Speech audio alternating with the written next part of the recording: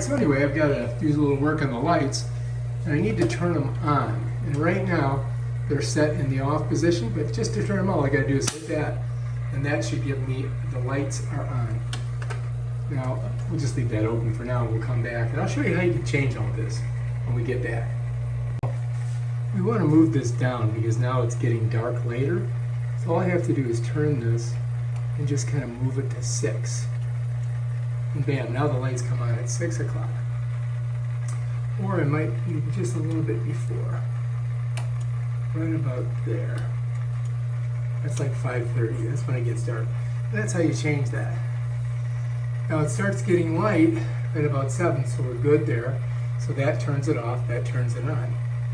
Right? So if I go here, as this comes across and it hits this, bam, it changes the light switch, turns it on. As this moves forward in time and hits this little dial there, it turns on the lights. That's how it works. Now if you want to change the time, you grab this, pull it out, and you can twist it.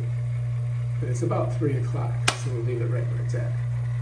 Actually, it's about 3:30, so that's about right. So that's where we want to have it.